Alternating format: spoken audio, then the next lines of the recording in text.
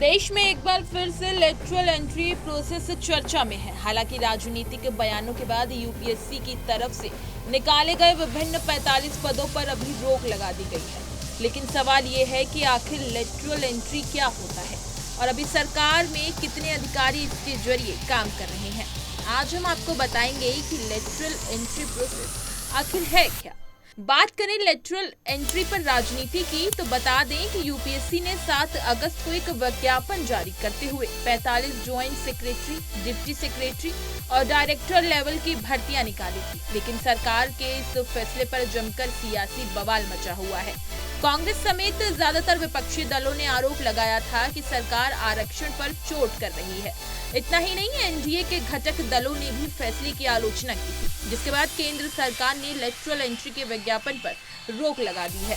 इस मामले को लेकर कार्मिक मंत्री ने यूपीएससी चेयरपर्सन को पत्र लिखा है।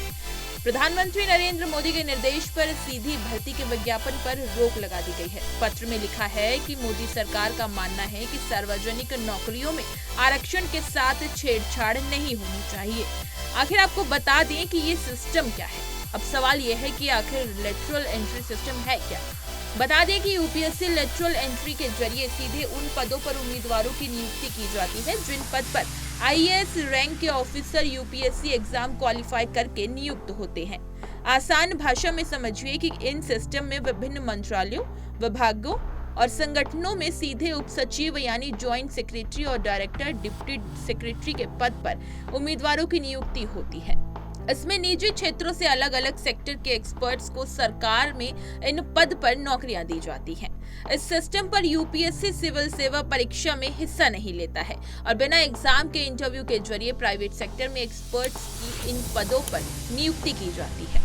बता दें कि लेटरल एंट्री को लेकर हर किसी का अपना अपना तर्क होता है। कई एक्सपर्ट्स लेटरल एंट्री के फायदे भी बताते हैं, तो कुछ लोगों का मानना है कि ये सिस्टम को और भी ज्यादा मजबूत करता है।